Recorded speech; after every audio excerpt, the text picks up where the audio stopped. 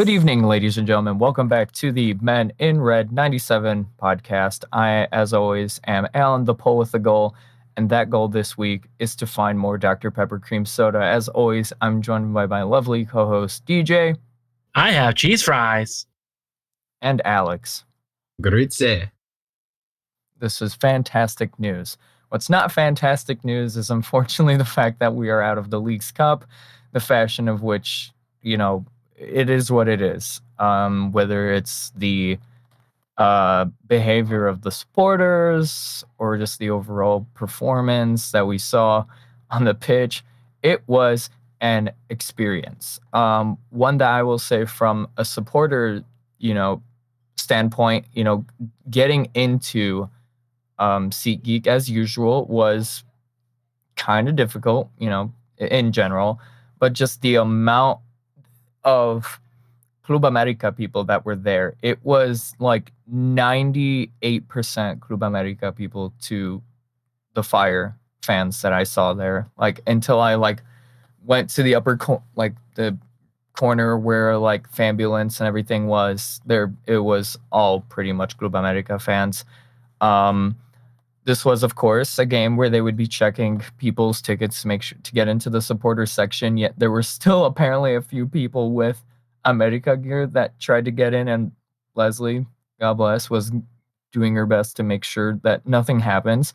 And it was also the first game that I've been to where Section 8 was actually gated off from the rest. So this very much was it very much felt like being the away team, the away supporting section in comparison to, being at home, because we were not at home for this game. Though it is to a degree understandable because this is Club America. This is the biggest team essentially in North America. We can go ahead and say that. So of course there's going to be a lot of people there that have been supporting Club America for a while, or they just like it. So, and then there was a few moments of words being yelled that aren't very good, or objects being thrown, whether it was from our own section or from the America section. Overall, it was not fun. I'm pretty sure if,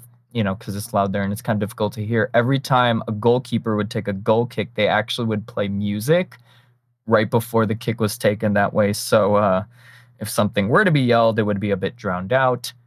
But still, just the way that game ended also, with just all the America supporters throwing stuff at Carlos Taran, it was rough. It was rough. And of course, that Kacper Przybyłko sitter missed, just blazed left. It should have 100% gone in, but it is what it is. It was just another game where a lot of our players, they just were missing that final touch into the back, and unfortunately, the way that Club America scored also wasn't the best, and it was just ugh. Overall, the experience was interesting, being the away team in our own home. But so that is how the Fire ends their 2023 Leagues Cup journey. Alex, you have anything to say from what you were experiencing up in the press box?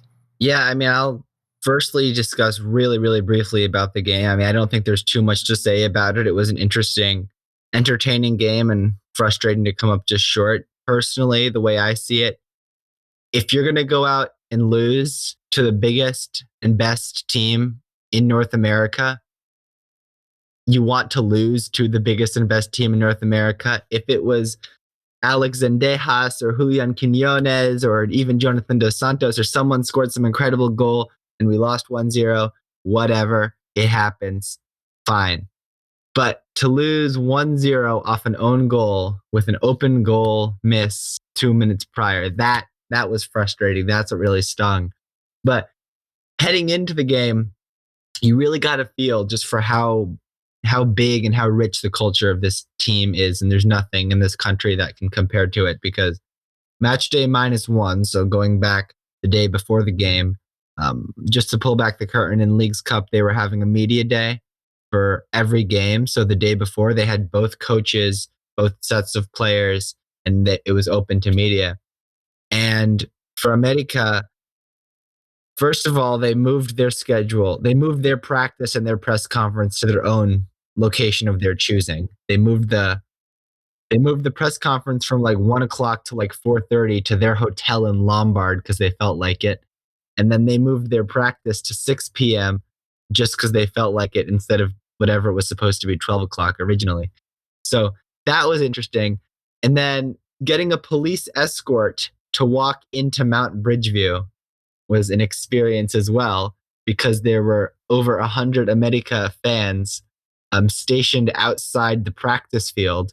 So when I went to go watch their practice and talk to some of their players, I had to get escorted in by police.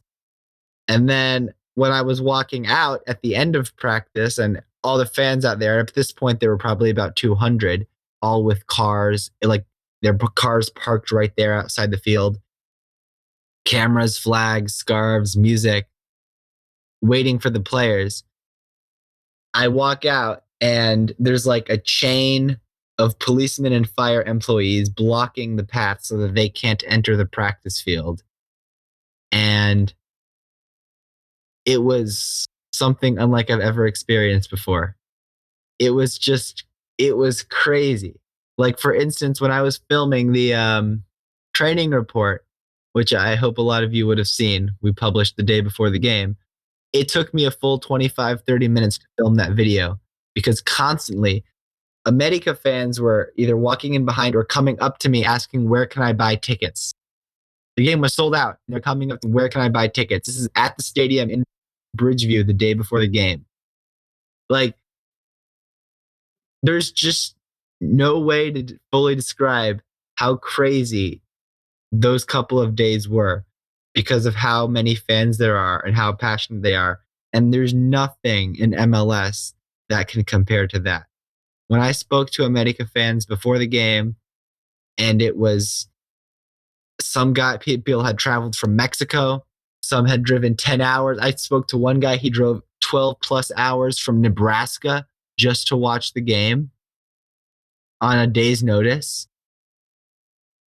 Like, these are guys who they support the team because their father supported the team, who support the team because their grandfather supported the team.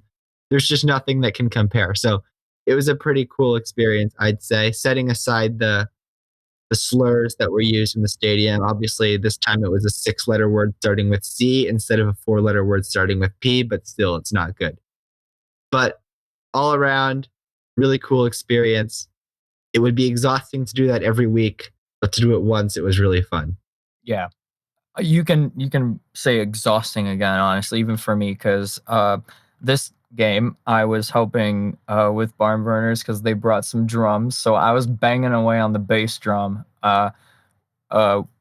with them, and by halftime my right hand was full of blisters. I went over to the first aid people and I was like, "Y'all have bandages by any chance?" And they were like, "Yes, we do."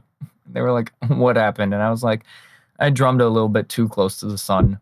So, but nah, it was still, nonetheless, it was a fun experience. And I felt an energy in the supporter section that I honestly, if I were to ask, I'm pretty sure they would agree that this is an energy that you would feel from the supporter section, from Section 8, from the Harlem End, from Days of Fire old.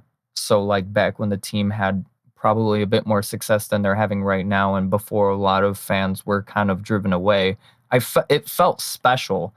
Even after the goal win, even after like a lot of the shenanigans happened between the supporters, there was just that energy that I was like, it's ending how it is ending, but I definitely enjoyed this moment. So hopefully we can recreate those more in the future. Definitely asking for more of those in MLS as well. So DJ, do you have any thoughts from what you saw on the TV?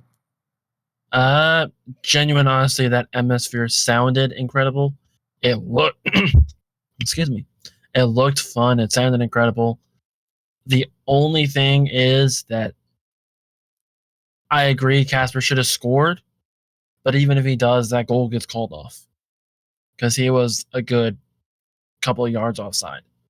But at the same time, still, even if it's offside, you put it in the net. Like it's not. It's essentially a case of Gordon Ramsay's dead grandmother could have kicked it in the net. That's how close it was. She's dead in Scotland, but yeah. Yeah. So Although I will say that this game recertified the idea that the Fire have 3 really good center backs now, which is going to make the rest of the year very interesting. Because now you got to choose between Tehran, Pineda, and Shihos. I mean, before the game, Klopas actually said that it was going to be Tehran and Pineda because he knew Shihos was out for the Orlando game coming back.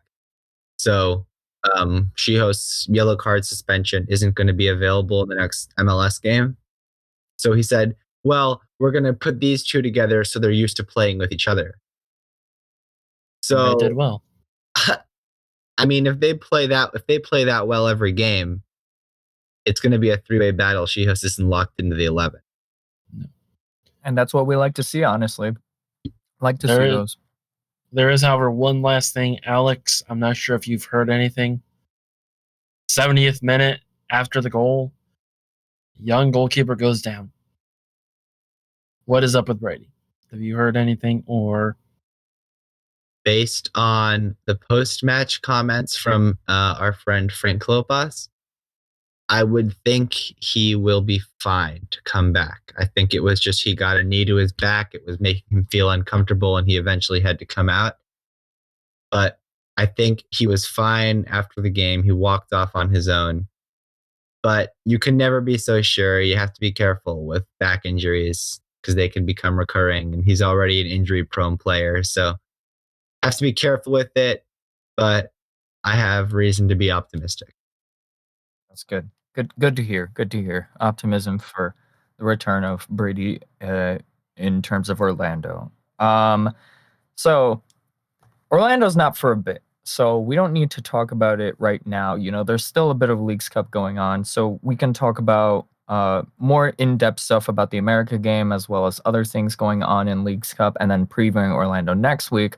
So for this week's episode, instead of just cutting off right here, we decided to ask you guys, the listeners, our fellow followers of MIR97, to participate in our little Keep or Kick segment, where we're going to go through the current roster of the Fire and discuss, keep or kick, with also the option of loan / Lugano, in terms of, temporarily moving them, or Fire 2, setting them down, or keeping them for some cases in Fire 2 for development. So we have our little spreadsheet and everything, and we'll be going down, talking what we personally think of it, saying some comments that some people have wrote in, and go through that. So are you guys ready? Let us begin. All right. So we're going in order of player number. So we are starting off with number 2, since we don't have a number 1. We're starting off with number 2, Arnaud Suke. So Arnaud Suke, based on the responses we got a number of 80% keep, 11% kick, 5% loan, and then one person said Fire 2. Some responses that we got from people about Arnaud Suke. Jack, our fellow Jack here at MIR, said, think he got bad rep learning the league and the rest of his teammates in the beginning of the season, and I think he has been really solid for us. Obviously, I'm looking for better players, but seems to make sense to keep him instead of replacing him only after one season. Which I low-key have to agree with. He did have a very, very shabby start to the season, but I feel like he has improved a bit, though we do have some, like we mentioned, we did have some people saying kick. For example, someone who named themselves Fireboy said Arnold had been disappointing. We got him to replace Sekulic, but he's pretty much identical player with same strengths and weaknesses as Boris. Not only does he get beat 1v1 often, but his crossing ability is terrible. So, yeah, for the most part, people are saying keeping him because he has been improving based on what he started as. But, some people are like, we can definitely go better. So, what do you guys have to think on Arnotsuke? I'd say keep him. However, also keep that door open. If somebody comes by and has some interest, just, hey, you want him? What are we looking at here? However, at the same time, he has grown more into the league. He very clearly is getting better. It doesn't help that he's 31 years old, and I feel like people tend to forget this. MLS is not an easy league to go into, especially from a country like France. Just right off the bat, you will be flying around the country. Like, there's a very good chance you're going to be flying across country and then turning around and doing it right again like a day later. That is never easy for anybody to do. And for somebody that's 31 years old, already past the peak of his career, coming from France, which is a country the size of Texas, just the jet lag alone can be a pretty big factor. Factoring in the physicality and everything, it took time for him, but now that he's in, let him grow into it. I'd say give him next year, see what happens, keep him around for next year. But if somebody comes knocking and says, hey, can we grab him? Listen to the offer. All right. Alex, you got some comments on Arno? Yeah, I mean, I say keep him. He's the definition of fine in terms of the Fire's level in MLS right now. The reality is Boris Sekulic was a perfectly good MLS right back, was perfectly reliable, perfectly fine. There was really no reason to let him go, but for whatever reason they did. And so a similar level player coming in, I mean, I'd argue slightly worse, but he's still fine. Similar level, similar skill set, similar output, similar reliability. It's fine. He's not gonna be an attacking right back who's gonna give you a whole bunch of assists. He's not gonna be anything like that, but he's good enough that he's reliable at right back when you need him to do something, and it's fine. He's starting caliber right back. Maybe if you want to be a contender, you need to go out and get someone a bit better, but for what the Fire need right now, he's perfectly capable of it. Decent. All right. I'm also going to say keep because, like some comments have said, and like you guys said, he had difficult times in the beginning. He has improved. We can definitely keep that door open. I feel like in recent years, the wing backs and like just left and right back, just those two areas in general have been fairly weak in terms of this team. He's been improving. He's been doing okay. He's pretty much our best option in that position, in my opinion. So for now, we'll keep him. If for another year he can get even more comfortable, hopefully. But always keep an eye on that door. So moving on to our next player being Alonso Aceves. 48% of our respondees said keep, 21 said kick, 11 said loan/Lugano, and 19% said fire 2. So looking at some comments that people said, one person who did say kick, that was Ben. He said hasn't done enough to get a permanent deal. Anthony has said, he's been a good rotation player.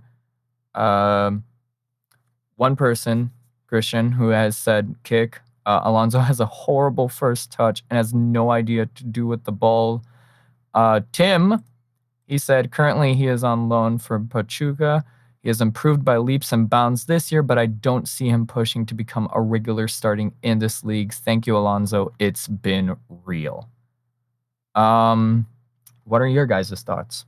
Yeah, I think backup in MLS is his level. He has upside for sure. I think he actually can be a pretty solid MLS Liga MX level left back in the future, a couple of years from now. I would say keep only if he's not on a U22 deal. If you get him for like 100, 200K a year or whatever, or maybe even 300 as a backup left back, that is perfectly fine with me. I actually don't have a problem with that.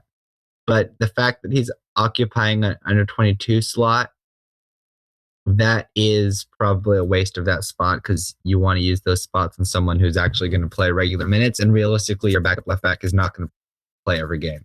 So for me, I would not make his transfer permanent unless you get him on a new contract that isn't on the under 22 initiative. For reference, per MLS player salaries, Aceves is making 330 and Miguel Navarro is making 260K. Mm-hmm. So yeah, I'm gonna say let him go. Like, end of the day, I agree with Alex. It's the U22 part. If your U22 is a backup, then that person behind that they're starting behind better be Pele levels, or like at least. It's not even that he's a backup. It's the fact that he's a backup who doesn't really have any real shot of being the starter in the foreseeable future, and he's not a backup who's going to be a game-to-game contributor. Like if you have, I get it if it's a backup winger or a backup 9 who they might not even have the upside to be the starter in a year, but at least they're going to be a contributor. They're going to give you goals. They're going to give you assists. They're going to give you valuable minutes off the bench. The backup left back is only going to play when Navarro is on international duty with Venezuela because he never gets injured. Yeah. Or gets suspended. Yeah. Or gets suspended. Yeah. There were some comments. One person said would be fine if he weren't U22. Otherwise, would def keep that designation. Hasn't really shown much of anything. Hasn't clicked and seems confused. Haven't really seen him much. Yeah. And then one person, Zeke, said trigger buy option, way bigger upside than Miguel in terms of keep. Not sure. I mean, in my opinion, though, maybe Miguel Navarro definitely has shown that he has a higher upside. At the same time, it's like, has Aceves shown that too? I don't know yet. Yeah, I'm personally gonna say let him go, mainly because, like you said, for the U22 and just what he's shown, it's just not enough, especially for someone that's a backup wingback. So, moving on to Carlos Terán. Carlos Terán, based on our respondees, was very positive. 96% said keep. There was one person that said loan to Lugano, and for some reason, one person said kick. Why is that? I don't know. But some of the comments we got here, that he is a very important defensive piece. Comment from Anthony saying he is a beast. Keep all day until big offer from Europe comes. Christian again, he said he has proven to be our best center back of the season. Yes, he makes silly mistakes, which leads him to get a silly little yellow card, but he's the only man I trust in the back to clear the ball when we are under pressure. Yeah, and some people said good choice for a matchup with speedy and quick opponents. No other option like this at the club currently. I feel Terán is one of our better CBs. Easily pushes people off the ball, great in corners, strong throw-in. Overall, a strong defender. I'd like to see him and Chihos playing together against America. So, would have liked to see him. So, yeah. Thoughts, gentlemen, on Carlos Terán?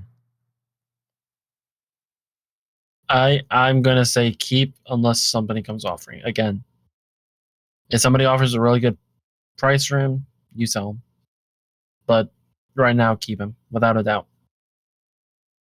For me, other than Usman Doumbia, he was the man of the match against America. I thought he was awesome. That was his best defensive performance in a Fire shirt, in my opinion.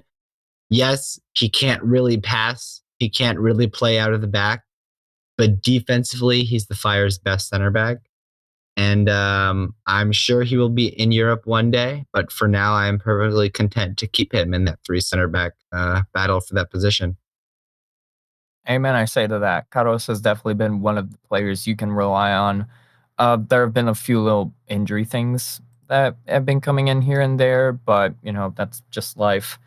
And like we mentioned before, him in that little spot, in that little three-way battle for the spot with Pineda and Chihos, he's been proving it. So he's a defo keep for me, and we'll see. Maybe he can make it somewhere out of MLS, somewhere in Europe or something like that. But for now, definitely keep him. One person said most valuable asset, cracked, so much potential, great throw-ins. Though he needs to stay healthy, I agree. So, yeah, He has gotten better. He has gotten way better with health. amen. Because All right. remember I think he signed and literally got injured after like one game. Yeah. Mm-hmm. Sorry. All right. All right. Yeah. Moving on to Captain, my captain, Rafael Chihos. 92% people said keep. 3 people said kick. 1 person said loan Lugano. For some reason, reading through some comments, or for some reason, our Matt said overrated. Why? I don't know. Heresy.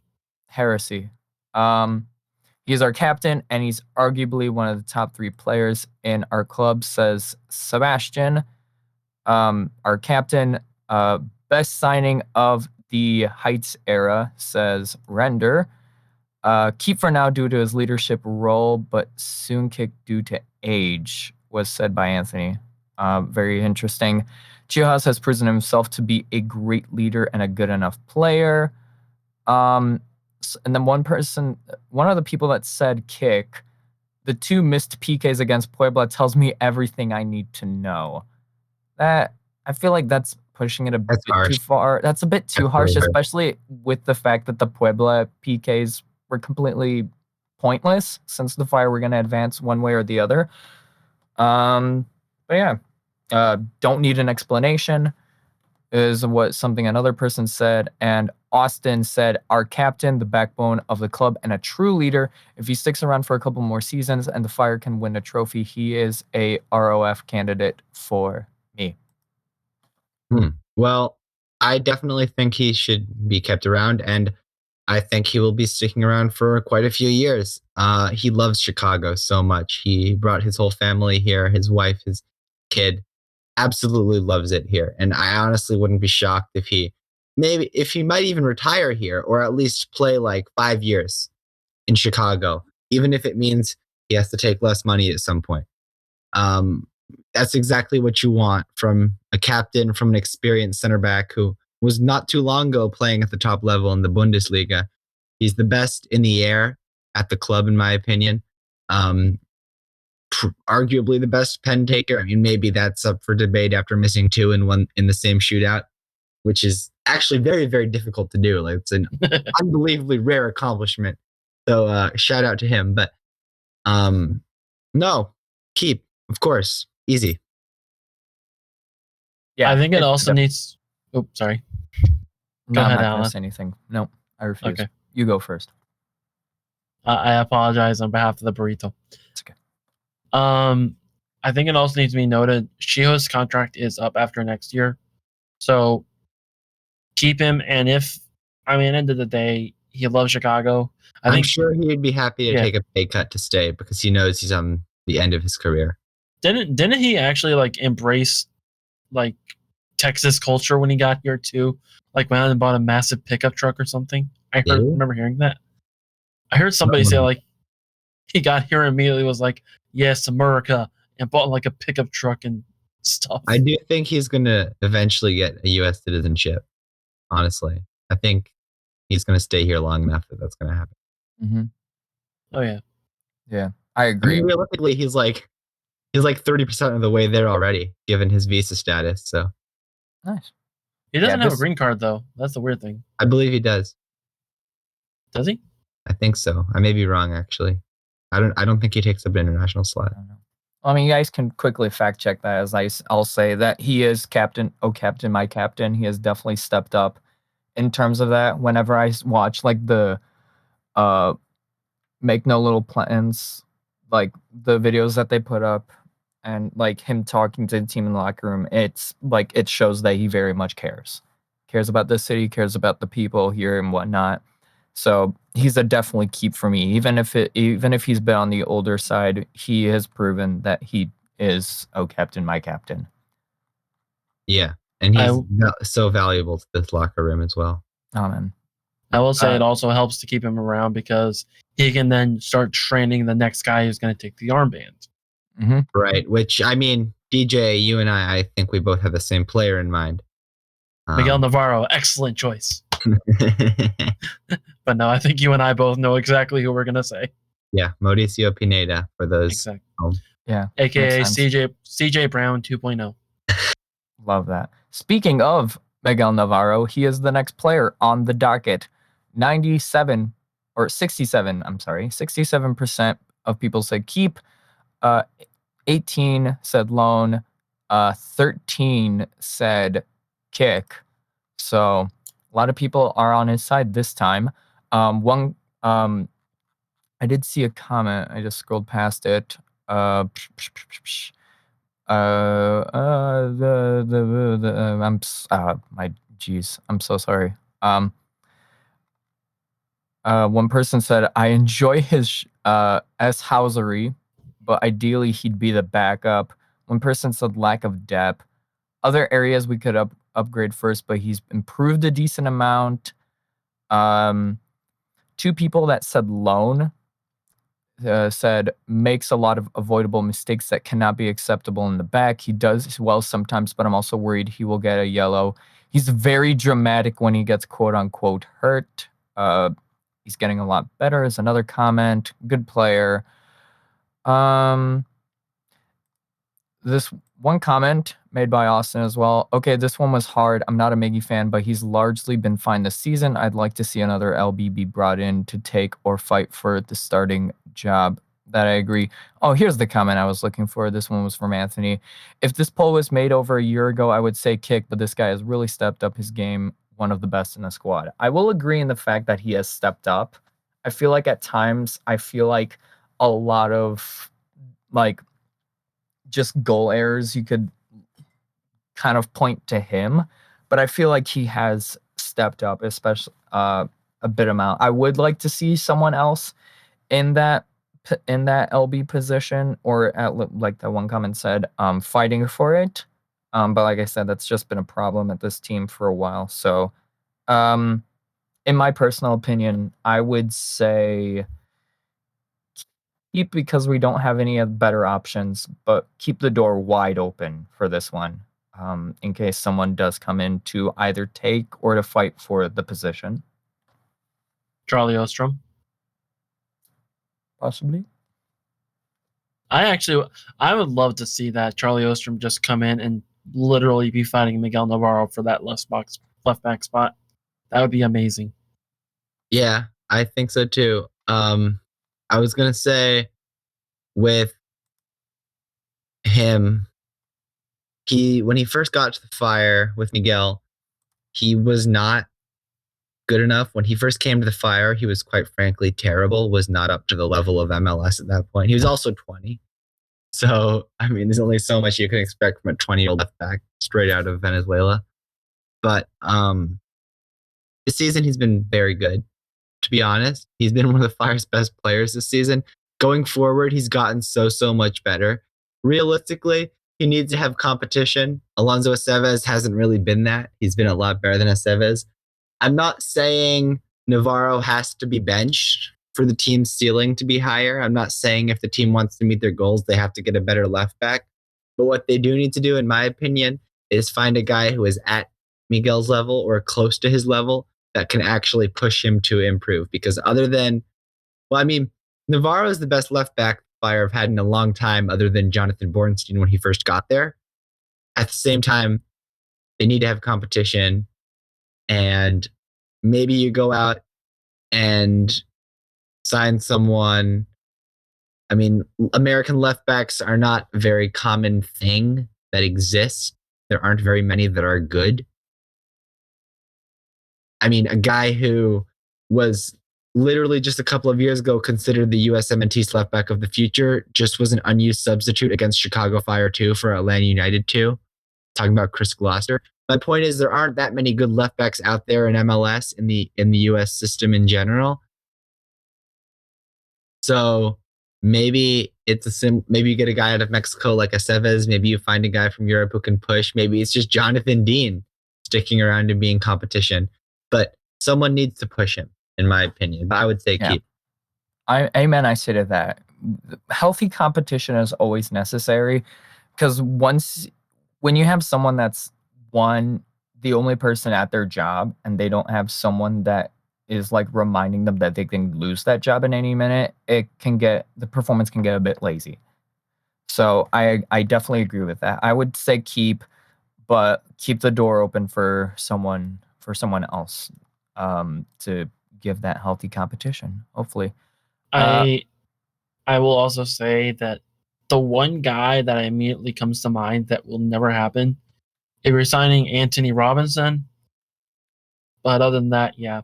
Like George that's the only way Bello. I would say George Bello would actually be like an ideal left back signing. He just went to the Austrian league, but if that doesn't work out and he has to come back to MLS, I think he's a similar level to Navarro right now, and he has national team experience and he has succeeded in MLS before. Very cool. Yes, but Alex, you're forgetting. That means we can get fire branded lightsabers. He is right, you know. He is right, you know. He would also be a designated player, which is not something you want for a fullback. Who cares? Lightsabers. So, Marin Haile-Selassie from Lugano, heap of majority, 95% people are saying he should stay. 2 people did say loan. 1 person said kick for some reason. Looking into some comments, impressive and super important winger for the team right now. If we lose MHS, it's a big blow to our offense. We need to do everything possible to make the loan permanent. He's shown streaks and he has a lot of potential. Could keep him till the end of his loans. If he's doing, then just buy him. Excellent pace with more time in MLS. Expect to get better with flashes of brilliance already showing. And 1 person also said he's the emperor. Incredible comments about Marin Haile-Selassie. No, Marin has to get his option activated in his loan. As of about a month ago, when I had that extended interview with him, he had no idea if he was going to get that option activated or not, where he was going to be next season. And yes, he has ambitions of one day playing in Europe again, but without him, the Fire really don't have wingers because Mueller's been out. So he's been essential this season. He's been awesome when he has played, gotten goals, assists, creating chances for others, making players around him look better, which is really, really important. Yeah, have to keep him, have to figure out how to get that loan option activated, send some money Lugano's way. And I'd like to see him be, I mean, obviously, if you're going to be a contender in MLS, Marin is not a starting level player. But if he's a guy you can have off the bench, that's a very good option to have off the bench in MLS. In all honesty, I get a feeling that the big question with Marin right now is what does the next guy decide? Mm-hmm. Because if Marin if you exercise his option, but then his salary goes up quite a bit, does the guy stop there and say, okay, yeah, no, that's too much? But at the end of the day, you got to find a way to get him over here. If it's try and get him to get a little bit less, decline the option, and just buy him outright that way for a little bit less on a slower contract, try it. But I mean, the dude's a good winger. Is he going to be the best winger on earth? No, but he's good depth. At the very least, he can back up the new right winger, whoever that is, or if it's Guti or whoever. I mean, the Swiss national team coach he's on his radar. Like he's in the conversation for the Swiss national team. So he's a good player. He's a guy who could, in theory, be playing in the Euros next year. So keep an eye on him, and hopefully he's a fire player next year as well. Amen. I say to that. I would, whatever his role is going to be, whether he's a bench player to another winger or whether he does continue as the Fire continue to progress in some way, I would definitely love to see Marin Haile-Selassie stay stateside. So I would also say keep. Speaking of winger, we're looking at someone whose name, honestly, we haven't been hearing a lot these days, unfortunately, due to injury, and that is Chris Mueller. So Chris Mueller, 83% people have been saying keep, 11% have said loan/Lugano, 2 people said kick, 1 person said fire too. 1 person, and this was actually Jiggly, said, this is really controversial, but I only give him a tentative quote-unquote keep because while I like the hometown kid story and he did well last season, he is not supposed to be a starter in MLS. He is built to be that guy you in your bullpen that sometimes gets called into the spot during a tough stretch in the season. He'll do some things off the bench, but I think Marin does more. We'll see when he comes back from his injury if a long rest could do something for him, but I'm not sure about it. 1 person said he will be a starter, still a good option off the bench. Hopefully he regains his form. See what he has left after his injury. When healthy was excellent. 1v1 wing play. Seems good chemistry with Shaqiri. Keep, but just barely. He's been shut down every game when they found out he's one-footed and will switch to his right. But due to his grit, he gets another chance. Unfortunate injury, but very passionate player, and when back provides some good options on whatever side of the field he's playing, gives opponents a player to worry about. And 1 person also said Mueller x Shaqiri equals magic. This season with Mueller from last year, Guti and Shaq from this year would have been amazing. The amount of goals would be amazing. I know it's unfortunate what happened in terms of his injury. I don't agree with some of those comments that were made that were negative because I think a lot of people are forgetting how freaking good this guy was with Orlando City. Mm-hmm. I think a lot of people are forgetting that 2020 season and even the beginning of 2021, how this guy was literally throwing himself into the national team picture for a couple of months. He was that good. And the truth is, when he had those better players around him in Orlando, when he was with Nani and Daryl Dike in that front 3, and they were both playing really well at that time, how much better he was. And how much better he was in that stretch in the middle of last season where the Fire were playing really well as well, with those wins against Vancouver and Seattle and Toronto all back to back. He was so good in that stretch. I think that if you had Mueller in this team right now as it's playing at this present moment, he would be lighting things up and there would be no questions about his ability. So I say keep him. Obviously, you never know how he's going to come back from injury. You never know. It's been a long injury. But the truth is, the reason he wasn't at his best at the end of last season is because he hadn't had a break for almost 2 years. And now that he's going to have that break, he can mentally recharge. He's been traveling in Europe a little bit. He was at a lot of the games this summer. He was at the Leagues Cup games, which is really cool as well with the team. To support them. He's going to come back next year. And if he sticks around, I think he's going to be maybe not an every game starter, but a really valuable player. Amen, I say to that. Didn't his wife also have a baby? Yeah. Yeah. Not that long ago, like just a couple months ago. I will say with Chris Mueller, I agree absolutely that he, especially with Orlando, was a force to be reckoned with. I remember when we played against Orlando, when he was still there, I was like, he's going to cause troubles, and he did. He did score. And, injury, always an unfortunate thing. and it can change a player. One thing it won't change is his mentality. You know, he is someone that I feel like almost out of anyone in the team, he's someone that very openly shows that he is confident in himself and his abilities. Um, based on what I've been reading in his book, which I have here called "Bet on Yourself."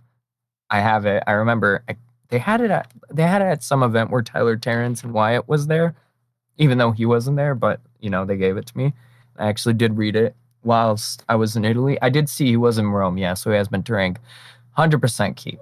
I believe in Chris, honestly, and I believe that he will come back from injury and he will also be challenging a spot on the wing. And I'm excited to see that when he does return. I think to actually add on, if Chris does kind of seem very similar to Bronico in the grind set mentality. Yeah, he does. Yeah. They both have that very much open, like, I'm on that grind mindset, like that never give up, just do it. All right. Yeah. The big man himself, our number 10. Because obviously there's no number 9 on the Fire. Because they were saving that for a DP who never came. Anyway, moving on. Wow. I mean, hey. I didn't know 4 was going to be a DP. Girly pop, speak your truth. Anyways, Xherdan Shaqiri has received 71% keep, 17% kick, 10% loan, and one person did also say Fire 2 for some reason. Why? I'm not sure. So, Xherdan Shaqiri. One person who did say kick, even though he is supposed to be our franchise player, he hasn't been playing like one. Very clumsy on the ball, always in the middle of the field. He only sometimes completes some decent passes, and obviously that one free kick. But other than that, he's just not worth the money. One person that said keep, though, he's done so much better once Frank took over. I would have said get rid of him beforehand. One person also said, great captain, player all around, slowly becoming our playmaker, says another person. I think we should keep him at least one more season. Another person, though, that has said kick, and this was Christian, has said, oh, Shaq, if you played like how you've been playing right now all season, I would keep you, but you're not performing to the expectation of your wages. Bye.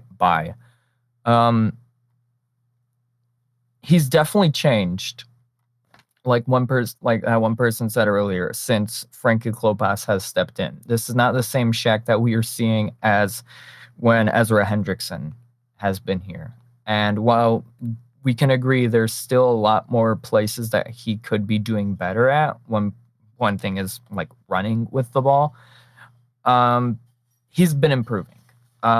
Granted, probably not to the level where he should be as like one of the highest waged players in this league, but definitely better than where he is starting. So maybe he will keep going up, and who knows? So for now, I will say pretty much just until the end of his contract, I would say keep, because he is doing better, and hopefully with the end of Frankie's term and whoever comes in as head coach will keep improving on that. For reference, his contract ends next year. Next year he's done after that. Yeah. There is no player in MLS who is worth $8 million a year. This is not Xherdan's fault. That's how much they had to pay to get him. It's not his fault. The only players in MLS history who are worth that much money are 2019 Carlos Vela, 2018 Zlatan and Josef, and Lionel Messi. There is no player other than those in MLS who is worth that ridiculous amount of money. So it's not his fault entirely that he's not living up to that. That's just how much they had to pay for him. It's easy for that 8 million number to distract you and say, oh, he's not worth 8 million. Well, the last couple of months, he has been a DP level player. And honestly, the last couple of games, he's been the Fire's best player. I don't think unless Saudi Arabia comes in with a really big bid in the offseason, then you take that. But unless it's way above market value, I think you keep him through the end of his contract, through the end of 2024. There's still a good player in there. He's not what we hoped he was going to be, but he was trying to live up to impossible expectations. Klopas has used him much better than Ezra did. He's been much better for Frank than he was for Ezra as well.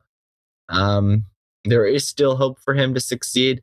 He's shown it in flashes, shown it in moments. He's shown it in the big games more than anything else. I think if this team gets to the playoffs, he will step up on those occasions for sure, 100%. But yeah, keep him through the end of his contract, but I'm not going out of my way to throw money at him on a new contract. Let's just say that. Yeah, amen. I said that. DJ? I kind of have a bit of a cop-out. I say send to Lugano. But at the same time, I say send him to Lugano if nothing else, / kick. But again, depending on what the new general manager wants. Because at the same time, freeing up that DP slot will be a major asset. But then again, we're getting another DP slot next year because of MLS rule changes. At the same time, Shaqiri is the kind of player who can help you get the DP you want. We're going to come back to Jairo Torres later. Jairo Torres has no pull. But if you're going out and trying to sign Robert Lewandowski, one attractive thing about signing him and bringing him here, if you really wanted to go out and do that, other than the money, is, oh yeah, your old buddy Xherdan Shaqiri is already here. You can come play with him. So that is true. Like that's where I'm like, on the one hand, yeah, I can see getting rid of him. On the other hand, I can see keeping him. It's like, I don't know what to make of Shaq for next year.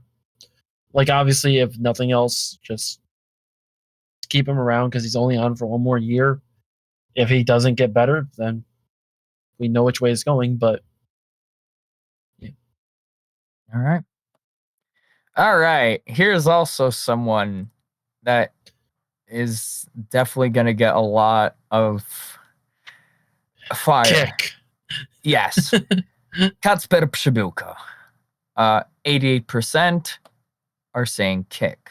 Only 7% is saying keep, with one person saying loan and one person saying fired too. Let me just read some of the comments. Kick, kick, kick. He sucks and can't finish. I think kicking him would be both beneficial for both parties. He needs a new environment to be in. He will never win over Fire fans at this point. That was from Jack. Our worst player would have given him a chance if I wasn't in the supporter stand when he recently sold the game and caused our eventual loss to America. Get him out as soon as possible, said Sebastian. Though if, like you said, was that he would have been called offside, it is what it is. There's another comment from Jiggly. I don't want to be that mean, but this guy needs to get out of town last year. He had the credentials coming in, but no coach has figured out what to do with him. This has gotten him frustrated, which has termed him impotent in front of net. That's just what happens when you've got a guy who's tilted. The problem is that a striker is supposed to score. That is his job, and if he's not able to do it, then we shouldn't be paying him like one of the top players in the club. Bye. Some people saying worse than Barrage, buy out his contract. Disappointed that it didn't work out. Kacper, the worst number 9 I've ever seen. How do you miss against America? My little cousin could score better than you. One person, though, that has said keep, said the goal versus America should have been the game winner, but things happen. I still have faith with him. How you still have faith with him? And not even I can't. He can't score tap-ins. Launch him into outer space. Such a disappointment. Wow. So as you can hear, Fire Faithful, they love him. They love him. They love him here. And they love me. And I will say this. When I originally saw the launch video, like the announcement with Kacper Przybyłko, like them going to like a Polish deli and like getting an order and like that, like for me as a Polish person, that like I was like, wow, this is so cool. We're getting a Polish player. This is gonna be great. He's proven himself over in the Philadelphia Union, and those dreams have just absolutely crashed in Chicago. So just incredibly unfortunate that we just haven't been able to figure it out, or he hasn't been able to figure it out. But at this point, no, I'm sorry, Katzber, but like this has been, yeah. One person said worse than Baric, though Baric has been able to score goals, even if it was like near the end of his tenure here when he already knew he wasn't gonna stay. Yeah, przepraszam, Katzber. Baric was good at scoring goals when it didn't matter. Casper can't score a goal even when it doesn't. That's the problem. I think it's fairly straightforward. What needs to happen is he needs to be gone this offseason one way or another. They paid a lot of money. They paid a lot of money to get him here. 1.25 million in general allocation money, especially in 2022. That's a lot of allocation money, and it really, I mean, realistically, all the allocation money from the Gaga and John Duran transfers went toward paying off this. Wow. That's just sad. And at this point, you just gotta have to salvage as much as you can get. You really can't, for the reason that there are no takers, there are no buyers. You can't trade him, you can't sell him, you can't make any money back whatsoever. The only thing you can do is terminate his contract and just suck it up and move on. Yeah. DJ, you mentioned earlier that his contract is ending, though, at the end of this season? Yes, Alex. It's not 100% clear what his contract length is, because his original contract coming to the Fire was through 2023. However, at the time he signed, there were discussions of a new contract. Now, technically, they're supposed to announce when a new contract is signed. The league is supposed to announce it. The club is supposed to announce it. I never saw an announcement. I couldn't find it. I couldn't find anything announcing that there had been a deal finalized. I remember it being reported that that there was a deal close, but it was not finalized. So we really don't actually know if he's up this year or next year or 2025. Hopefully not 2025. But I'll be honest. I think what happened was they were discussing it, and then with Duran coming, with Shaq coming, it likely kind of just like, hey, we'll talk about this later. My guess as to why nothing ever happened was just because they started realizing, oh, shit, he doesn't fit in. Because even Patrick McCraney at the end of last year pointed out, like, hey, so he was signed with the idea of getting him a new contract, and they've never said anything. I have asked some other insiders, Tyrus primarily, but like even at the end of the day, it's very clear he doesn't want to be here. Stanislav Ivanov over the last offseason, mutual termination. That's what it's got to be. End of story. What you have to also remember about Shidota's failure in Chicago, I'm not going to pin it entirely on him. Yeah. Another thing to remember is he actually had chronic back issues coming into the Fire. It was actually a legitimate problem, and there was actually genuine concerns that he might never play pro soccer again. Somehow that didn't get picked up in his Fire medical. I don't know, but it's true. And it was toward the end of last season that Ezra Hendrickson confirmed this as well, that he had some serious back issues, that he had a surgery over the offseason, which salvaged his professional career. And he was feeling really good at the start of this season because he can still play. But he has not been up to the level he was in Philadelphia.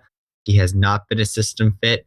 Neither Hendrickson nor Klopas has managed to get anything good out of him. When he scores goals, it's incredibly lucky.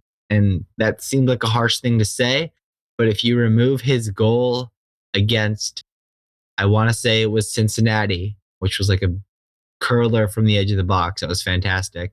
Yes. You remove that, every single goal he's scored has been either being in the right place in the right time, or he got a second chance at it because the other team's goalie spilled it. Yeah. I wonder if that's also something kind of factored into the whole deal. Is they realized that he had a problem, and it's like, maybe we don't sign him long term. I don't. No matter what offseason, you got to find a way to get him out. If nothing else, just offer him the forward Madison for a can of beer. Mm-hmm. We're Get moving that on to contract someone. Was that? I was just saying, get that contract off the books. Yeah. So now we're moving on to someone who was very prolific last year, but unfortunately due to injury has still yet to really make the comeback that we were hoping for. That is Wyatt Omsberg. So 38% of people said keep, 22% said kick, 14% said loan, and 24% said fire too. Some comments. Great depth. He's unlucky. Pineda plus Turan had very good seasons. I'd expect him to get some rotation, but Pineda and Turan have been making that extremely difficult. That's something I can honestly really agree on. Pretty good center back. One fire two comment said he hasn't really cracked the lineup since the injury, but he was having a headline season in 2022. Let's see if he can pick it up back more, but I'd like him to just get some minutes. And he has been getting a few minutes with fire two that I have been seeing. Good depth option, especially if he gets back to form pre-injuries. Want to keep in Chicago, just not sure how many roster spots will be available for next season. Has been really solid up until the injury. One person said, tough call, would like to give him a chance, but it's understandable if we move on. I might be biased because of how much I love Wyatt. He's the player that I probably know most personally, based on the amount of times I've met up with him and talked with him. I would like to say keep, though I will lean more towards what he's currently doing in terms of fire too. He's just, especially with Pineda, Turan, and Chihos, it's just been really difficult to get into a center back position. So for now, just keep working on with fire two, just to get back into that form, honestly. I think very sadly he's going to be gone. I believe his contract's up at the end of the season because they activated his option at the end of last season. Correct me if I'm wrong. 1 more year. Yes, one more year. After this? One more option year. Yep. Okay, one more option year. I don't think you pick up that option. I think, unfortunately for Wyatt, awesome dude. He had a really strong first half of 2022. I mean, last season, he had the highest average rating out of any Fire player based on my player ratings last season because of how good he was in the first half of the season. But there is no way he is going to break into that 3 because the Fire have some of the best center back depth in Major League Soccer. Between Chihos, Pineda, and Turan, they have three top level center backs in MLS. Omsberg is just not going to break into that. He's better than a 4th choice center back. He should go into free agency, re-entry drafts, whatever it may be, go elsewhere in the league, get more minutes, because that's what's best for his career. He's got talent. There's still a good center back in there, a good MLS bench level center back. But the reality is he's just not going to crack into the Fire's first team, so there's really no point in keeping him around. Yeah, I agree. I'm cry because I love Wyatt, and I would love to see him in Chicago, but got to do what you got to do. He's a good dude, at least. But I know. Yeah. He's incredible. All right. Yeah, this is, in my opinion, and in everyone else's opinion, a no-brainer. In Brian Gutierrez. Shut up, DJ. Anyways, 97%, which is pretty much everyone except 2 people, said keep, because one person said kick for some reason, and one person said loan/Lugano. Also, we'll say this. Someone, we won't say who, has put loan Lugano for every single option. So numbers may be ever so slightly skewed. We'll give you a hint. He shook up the whole soccer world, boys. Nah. I will say that kick is at least understandable. This is the guy that commented kick on several. Thank you. Yeah, This- the yeah, guy that said kick, well, the person that said kick, that was Zeke. He said we'll sell him for a bag. So they said kick mainly for the fact, like, not because he's bad, but because of the fact that we could get something for him. So we're pretty much all in unison in saying that this is a no-brainer in staying. Why wouldn't you want to keep him? I would like to say something more nuanced than just keep. All right, say something. I want him to get handed a U22 contract. I want Aceves either gone or off the U22 tag.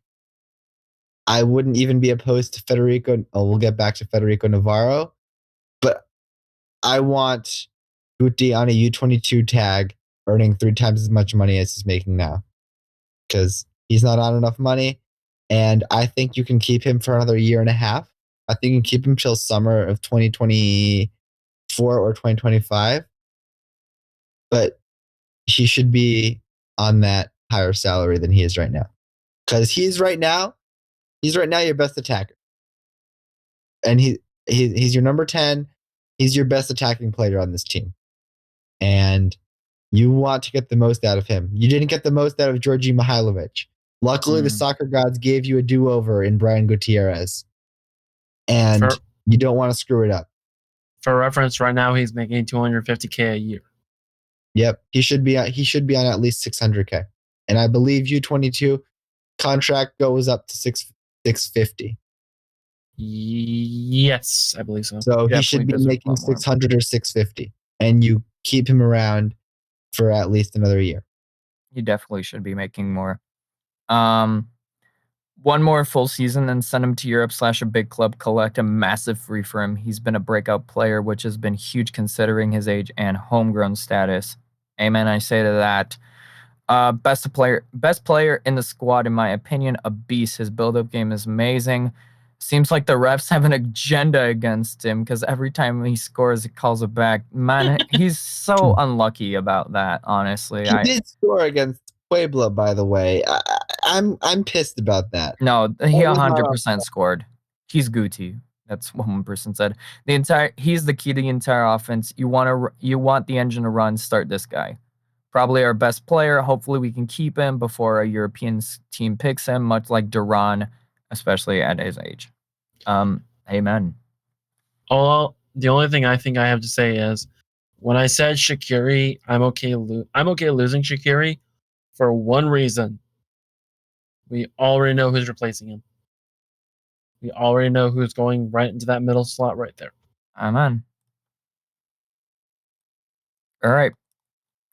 Our first goalkeeper of the list, and that is Spencer Ritchie. Spencer Ritchie has gotten 87% keep, 7% loan. Then 2 people said fire. One person said kick, for reasons of okay. He's done well in the few games he's gotten. A good shot stopper, but not great with his feet. So someone you'd be, fine with getting some games each season. Parentheses open cup plus irrelevant games. Vibes guy, one person said. He's done well. Solid backup, solid depth, good backup. Definitely a starter in this league when Brady moves on. Good backup. Yeah. I mean, I pretty much agree. He is, he is a good backup. He has proven himself, honestly, in the games that he's been called into, whether because, it's a cup game or whether pretty sure like the first game or like the first few games of the season he started over Brady because of some first game, yeah. A first game, yeah. So I think he's a keep in terms of backup and / cup keeper, honestly. So yeah. I say keep, but I mean, at the end of the day, I don't think he's going to be. If Brady moves on, he's not the starter. He's the guy you want as depth, because in his MLS career, Richie has not done well when he's the starter. Granted, that was because he was on Vancouver and Cincinnati before Cincinnati was good. But at the same time, it's like, I don't know. I don't think we should be thrusting him into the starting role once Brady leaves. But if you're keeping him as depth to help Brady, absolutely. He's a great guy to have. The only way you get rid of him to me is if there's somebody that's on, or like there's a fire academy kid that comes up that's like, and he wants to start being a starter. Yeah, there's an academy kid that comes up. Here's the thing, right? There are 2 really good goalkeepers coming up in the academy, but they're several years away from getting even close to a contract. So I don't think that's even a question. For me, look, I don't rate Richie as a player that highly. I think that the gap between him and Brady is huge. I think Brady is one of the better goalkeepers in MLS, and Richie is at best a level of backup. I don't think he's a starting level goalkeeper in MLS. However, as long as he's happy with being a backup, I say keep 100% because he's a really good backup. He's been competent when he's come into games, when he's been called upon. And he's a really, really good locker room guy and mentor for a guy like Chris Brady. So personally, I mean, we'll come back to Brady. I think that Brady should get several years with the Fire. I don't think he's like Gaga, who Gaga always had the ambition of going to Europe right away. That was always his goal. The Fire are lucky he even ever played for the Fire, to be honest. So I think for that reason, knowing you're going to need to have an experienced backup, as long as Richie's happy with being that number 2, I would keep him around as long as he's here. Yep. To me, the only way you get rid of him is if you sign Iker Alvarez. That would be your new number 2. Who? Exactly. A random guy in FIFA that is extremely good. I see. Georgios Koutsias, our young Greek who constantly is tucking in his shirt, has gotten 85% of keep, 13% loan, with one person saying fire 2. Arai and Caitlin said young, lots of potential, and his shirt is always tucked in. Raw but improving. Thrilled by him in early days. Keep him for another 2 to 3 years. Send him to Europe. He's good in the build-up. Just needs to work on finishing, and he will be a beast. Career mode legend, one person said. Love that. He needs to get settled into MLS more. Has shown some early signs of potential. Just needs to fine-tune some decisions that could only be learned by playing. One person said he needs an off season to bulk up and to get used to the tactical setup by which coach comes next. One person, though, that said loan/Lugano, he's not delivering what I thought he would deliver. He has some pace, but he doesn't seem to be comfortable on the ball. Doesn't really seem to have that killer instinct that strikers have, but I think he is young enough to hopefully develop a better layer elsewhere. Interesting. Very interesting, to say the least. What do I y'all just say? checked. I 100% keep. I see the talent there. He's not quite John Duran, but he's still a very talented young striker. And in my opinion, when I look at the striker position, I want to sign a DP striker, but I still want Kutsi here. I still want him to be sticking around to develop. Because look, a really underrated thing that people don't talk about with these young players, he is moving away from his home country of Greece to the dramatic lifestyle change that is the United States. I don't know if you guys have ever been to Greece, but I'm sure the majority of people listening to this have been to Europe at some point in their lives. Many have even lived there.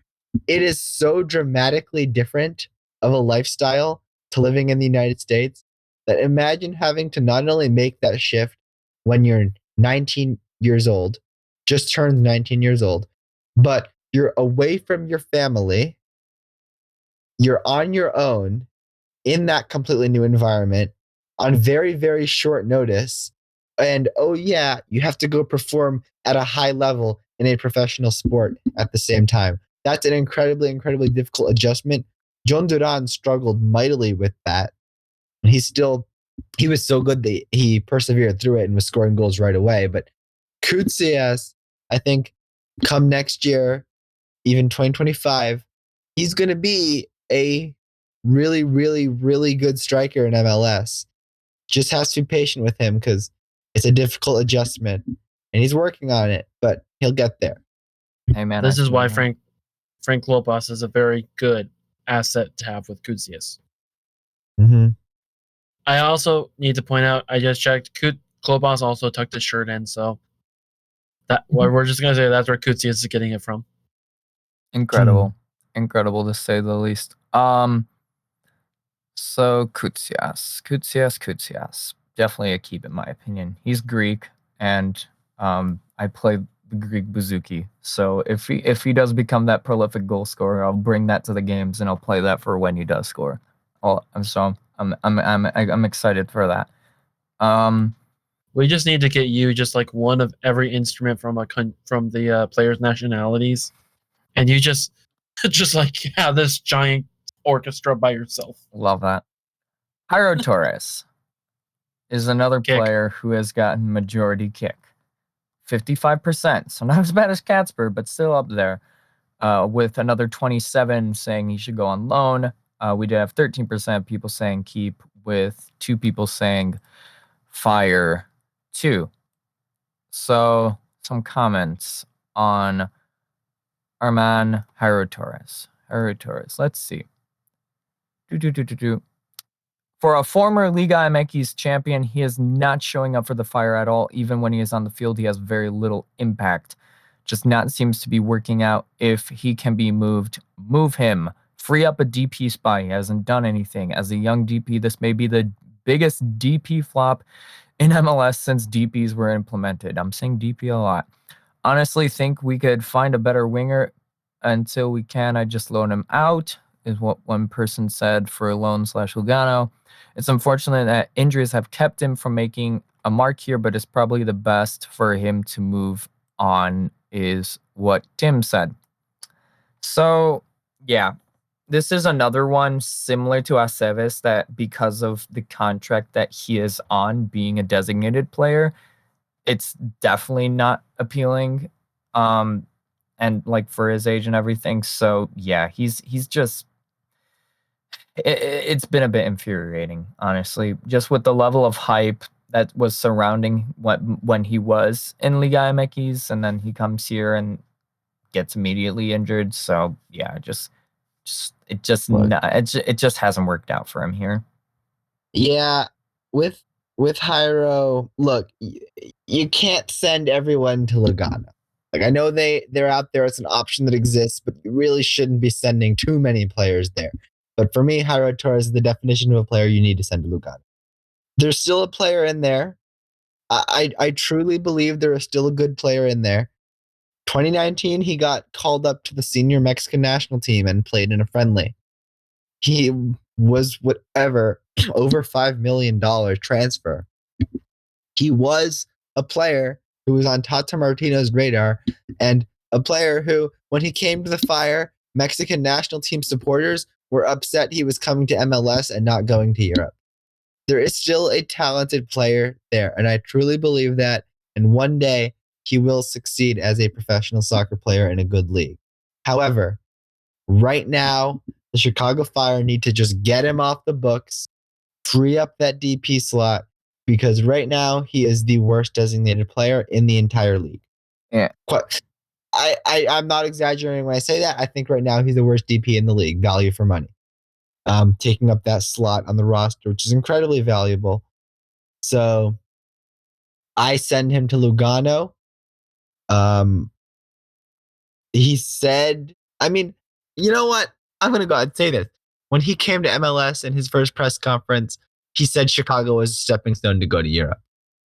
I'm not saying, I don't want that to come across in a way that I'm mad about that, because that's obviously what the case was. But send him to Europe. Send him to Lugano. Sure, it's not the Europe he was hoping for, but I think that's the best for everyone involved. Get him a fresh start. Put him in. I mean, Ignacio Aliseda is thriving there, Yeah. right? So I send Jairo there. Play with Aliseda. See what he can do. And if he does develop into that player that I believe he one day could be, bring him back. That's why Lugano exists. But get him off the books, open up that DP slot, and sign a designated player. Amen. There is an argument that Torres is up there as the worst DP in Fire history. He is in the argument with Castillo. That's a tough one. I will say, of some of the worst DPs, people throw out like McDonald and Anangano, they had really good spells. Like Anangano and McDonald, their first half of their stints were really good. To the point that the Fire actually traded away strikers because they're like, oh, we don't need strikers anymore. We got this guy. I don't think there's ever going to be a moment where we're like, oh, we've got Torres. We're good. No, that's true. I mean, he's shown flashes every once in a while. Like, there is a player there, but I mean, 0 goals, 1 assist, his entire Fire career. That's miserable. So you know what? The more I think about it, the more I agree. Probably the worst DP in Fire history. Yeah, he's. I mean, there were some pretty bad DPs when the DP rule was first introduced. Don't get me wrong. The Fire had some pretty bad DP misses back in the day. But Eric Castillo. Yes. I mean, he played, 13 games? He played like, I think he played all of 500 minutes in 10 games. It's like, yeah. Yeah. But Jairo's played. He's had his moments, but they've been incredibly fleeting and none of them were goals. So, like, his best moment in a Fire shirt was getting a goal against Toronto that got disallowed. It's Yeah. All right. The player that's been here the longest out of anyone right now, and that is Fabian Herbers. 85% said keep, 9% said kick, with 2 people saying loan, 1 person saying fire 2. 1 person that said kick, and that was Jiggly, said, this is a hard decision because the concept of Fabian Herbers is so powerful. This guy will never be a hero. He will never be someone you want to call in to save the day. And at any given moment for the Fire, he kind of sucks. But I've said it before that he is the temperature of the room he is placed in, and the Fire are bad. So he, in turn, is bad. He has more value to LAFC, Philly, or Miami than he has to the Fire because he is just a guy who will compliment whoever is around him. If he wants to believe in change that the club needs, we need him to let him go somewhere and get someone who is consistent and won't just play to our level, but raise it. Let him win some silverware elsewhere from here because he does deserve it. Though a lot of people are saying that he deserves to stay because of his versatility, one of the most likable players and versatile. As much as it pains me to say it, he scores goals sometimes. Although he is a walking yellow card, he has been solid in his time with us. He's always given his great depth piece. Depth piece again, super versatile. I feel like every time I watch, he scores. Yeah, no, he's been an overall, like people have been saying, versatile. He's been here for a while, though I low-key am on the side of kick mainly because I feel like we can, like, sort of like what Jiggly said, we can get someone that more or less improves the level rather than just sticks to the one that we're currently in. I feel like he's pretty much shown like that he can do well, but I feel like he can't do more than like just being called on essentially in that last minute. If you guys kind of get what I'm trying to say, basically that I feel like he's exhausted what he can show for the Fire at this point. I'm going to be honest. I don't think Herbers is a lot like Bronico and Campbell and several other players that are like fan favorites. Yes, they're really good players, but if you're starting them, if they're your starting player, you have a problem. Mhm. Herbers is the guy you want to bring off the bench. He's the guy you want to bring off the bench in the last minute when you need a goal. You need somebody that's going to literally just say, "All right, I'm on the pitch. Screw it. I'm going for the goal." That's what you want Herbers to be. Herbers is not somebody that you're going to start and be like, "Okay, do the thing, do the thing." Mhm. You need him to actually come off the bench. That's where he's always been the best. Full honesty, I've always kind of wondered if the best thing to do for Herbers is to play him as a striker sometimes. But Alex Alex immediately sits up like, "Oh, I've got some words to say." But I I like Fabian Herbers more than I did at the start of the year. At the start of the year, I didn't think he had any place in this team. He's proven me very, very wrong. I don't think he should ever, ever, ever be a starter for the Chicago Fire. I think he's a guy you bring off the bench. And look, when I first saw him playing the six at the end of last season, I was like, oh my God, Ezra Hendrickson, are you insane? Mhm. And it worked. It somehow worked. And this season, he's played just about every position on the field. He's played left wing, 10, right wing, defensive mid, number 8, right wing back. Cool. Keep this guy around. Really good for the locker room. Really good. Really dependable on the field. And to be honest, what made me sit up was something I was about to say. And I was hoping you weren't going to say it, and thank goodness you didn't. Against Club America, Fabian Herbers should have been put in as striker because he would have scored that chance in his sleep. Yeah. I think Patrick McCraney put this the best. For those who don't know, Patrick McCraney is a coach of, I think, little league teams or for little like He soccer needs to teams. cover the Fire. That's the most important thing. He basically said Fabian Herbers is the type of guy that he loves as a coach because you put him on the field, you're like, "Hey, can you do that?" And he's already down the field doing it. Yep. So again, keep. Mhm. Although he is, I think it also needs to be said he is an option for this year, and this is the last year of his option is next year. So I So would say pick up that option 100%. Okay.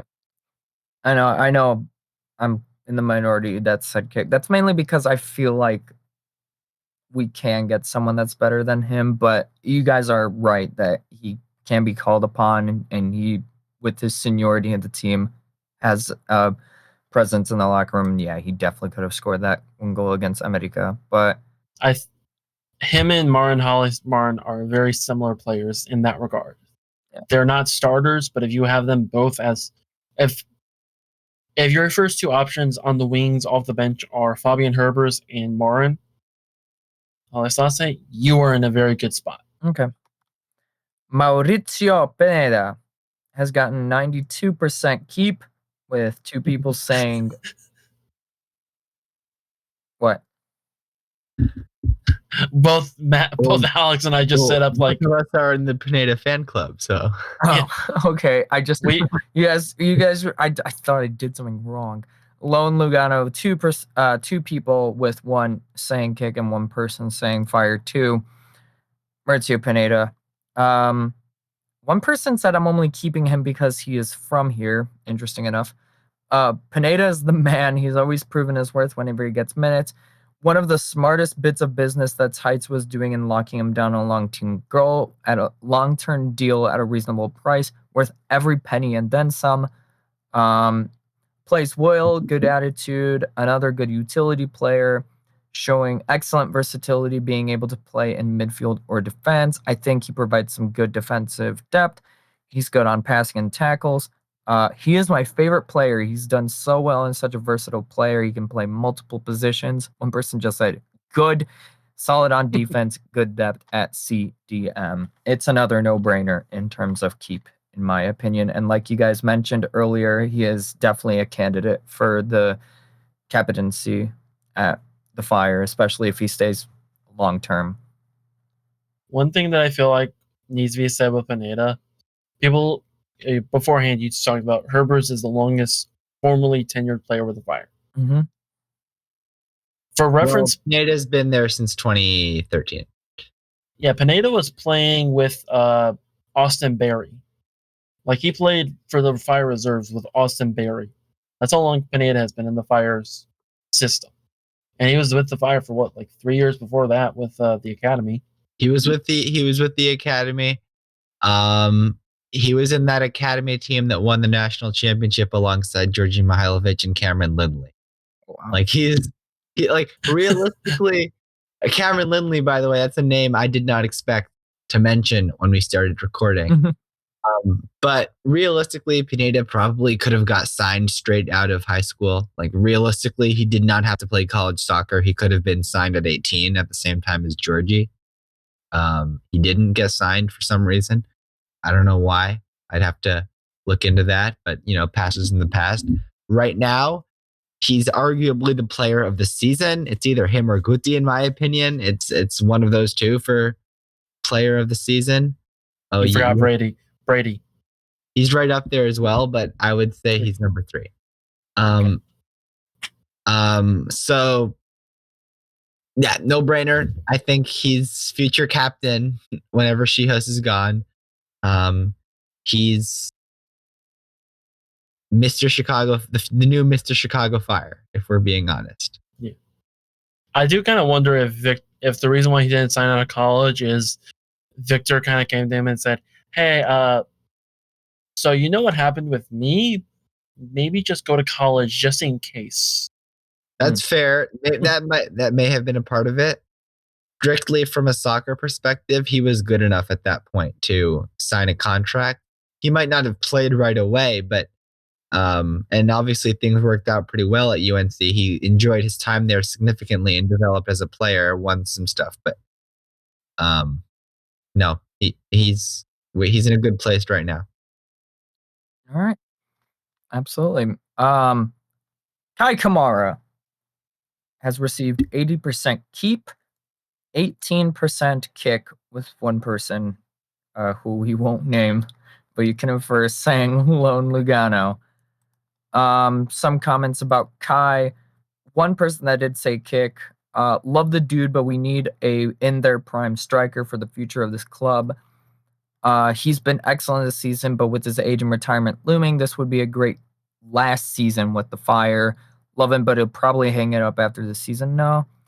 But then we do have a lot of course, keeps. And this one was submitted by Devlin Harris, who said, keep him as long as possible. For someone who has been described as a locker room cancer in the past, has been the exact opposite here. He has brought crucial veteran leadership on and off the pitch. He's scored important goals, and from what I've heard, is the first to arrive and the last to leave at training.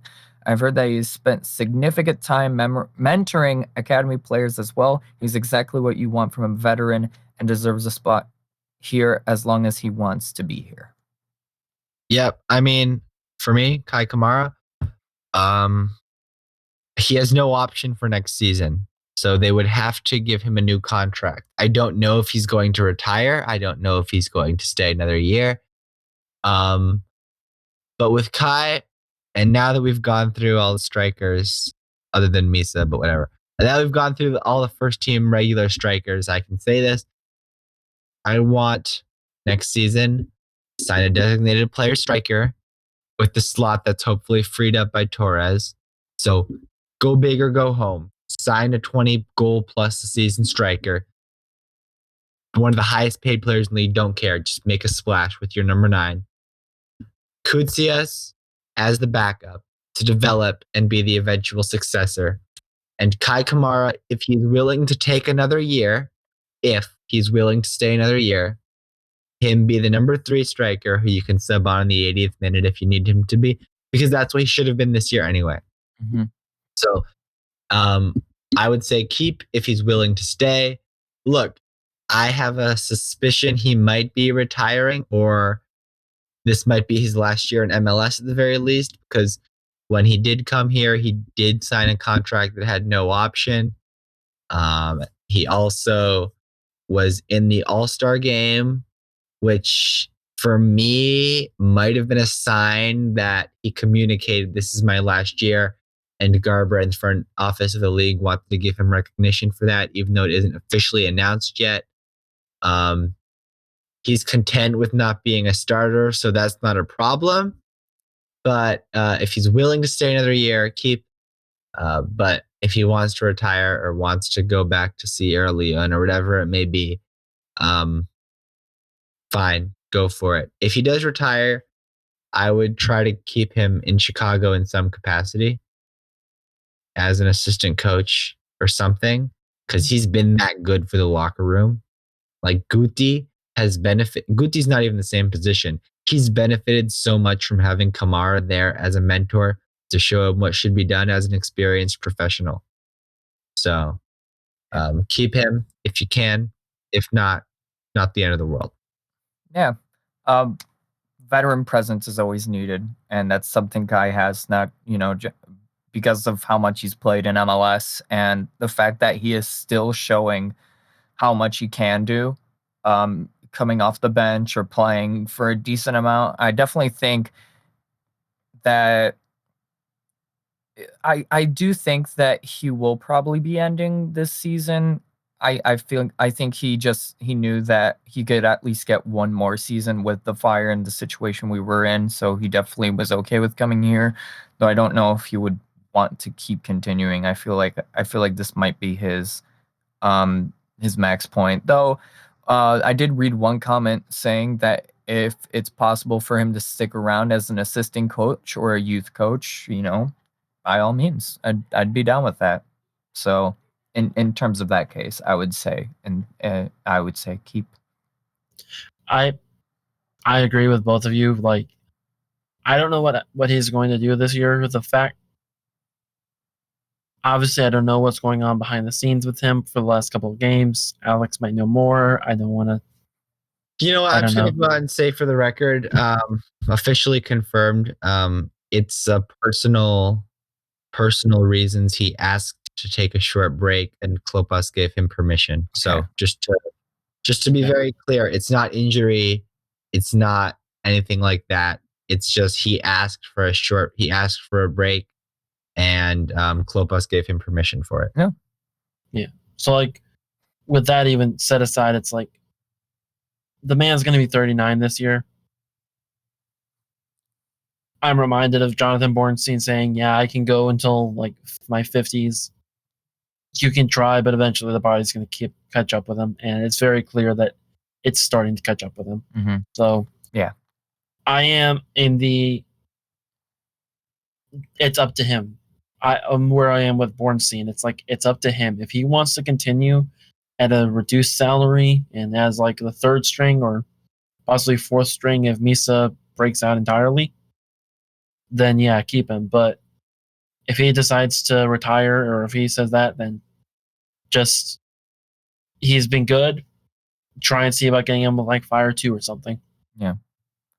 All right. We do have a lot of players left, though we have been making this episode for about an hour and a half. So rapid fire. Boom, boom, boom. Let's start off with Jonathan Dean. Majority, 55% people did say keep, with 21 saying Fire 2, 10 Lone Lugano, as well as 3 people saying kick. I think he's either like a Fire 2 or a keep, because he's shown glimpses of being able to play when he's been in the team, though I feel like he's still got a way to go. Yeah, Jonathan Dean, MLS level backup, never going to be a regular starter, but perfectly capable backup, can play right back, can play left back, probably play right wing if we needed him to. So perfectly fine with him sticking around on his current salary. He's never going to be a starter in MLS. So where he is now, fine, keep him. Good find in USL. That's a really good find. So yeah, cool. Yeah, that was, I'm pretty sure, one comment that we did, so that he is a decent backup and that he is decent, like good USL find. So he's earned a bit of time. And one person said, in a perfect world, he would have broken into this team. But if you want to make that sort of move to improve the squad, it's going to be super fluctuous. He's good enough to be in MLS, but if you want to believe in the team's ability to prove he needs to go, I'd say Fire 2. But I'm thinking about placing him on waivers in terms of hockey. So yeah. Well, there are waivers in MLS too, for what it's worth. But anyway, I agree. Keep. all right. Jeffrey Gall has gotten 48% fire to, weirdly enough, 25% kick, 16% keep, and 10% loan. One comment, he's already on fire too. Iadingus is, yeah, but he's still on the roster. Backup GK. One person said, I forgot this man exists. You need 3 goalkeepers, so whatever. Some people said, one person said who ? Which is true. We haven't really seen him. Yeah. So, and one person also said no idea he was on the squad or not seen enough. So yeah. Well, if you're wondering why I just had my fist in the air, Mike Talkman just hit a home run. Anyway. All right. Jeffrey Gall, he is perfectly happy to be the 3rd goalie. He's a guy from Chicago. He wanted to move back to Chicago with his wife and kids. If he was a starter in the Swedish league, that's just about as good of a 3rd goalie as you're going to get in MLS. So for me, let him play with fire too. Backstop that team. No problems from me. There's no, like I said, Patrick Loos, Patrick Stechny, the 2 young Fire Academy goalkeepers who are decent prospects in their own right. They're still several years away from being anything pushing him for Fire 2. So he's not standing in their way or anything. So yeah, no problems from me. Keep him as a number 3. All right. What of Mihajlo Miskovic? Oh, that was someone that someone said, Miskovic.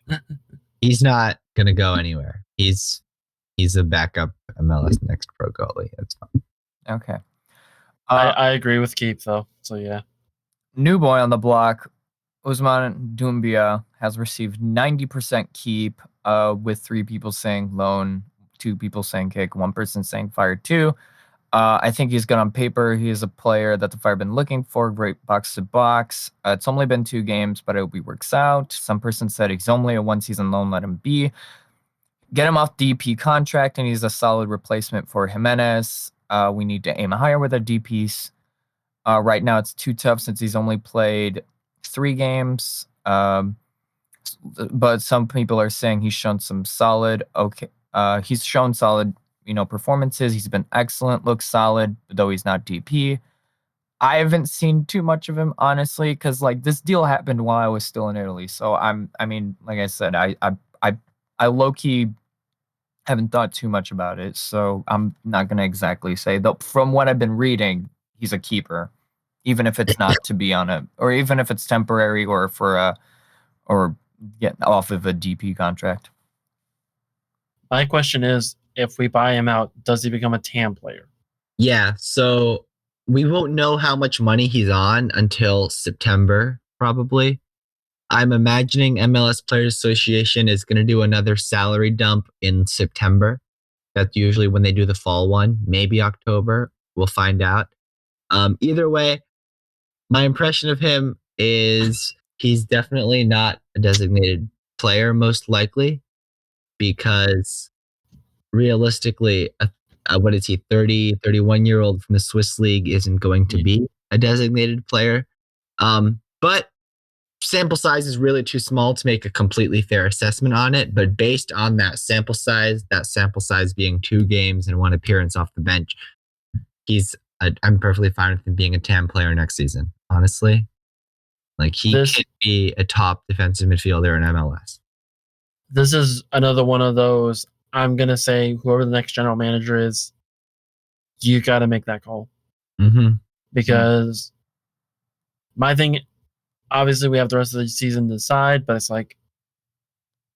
later on down the list, we've already got 2 other defensive midfielders who, one of whom has already started receiving interest. The other, we'll get to him. So it's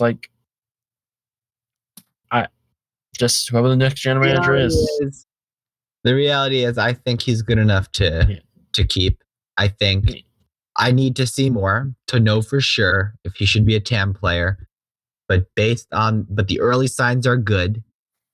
And if he continues playing the way he is, I would have no qualms with bringing him in on a permanent transfer as a TAM contract. The ultimate question is, can he do it on a rainy night in Cincinnati? Well, we'll see if that happens or not. Kendall Burks has received 41% fire 2, 23% keep, 14% kick, as well as 21% loan. Some people have said he needs more development, has potential, still needs more time, good at times. One person just said nope. Still very young. His mom reads MIR 97. Love that. It's true. This is true. Yep. Hi, Mrs. Burks. Love you, Mom. Love you, Mama Burks. He needs more development. Good roster guy. Good talent. But doesn't seem ready for MLS yet. I feel like that's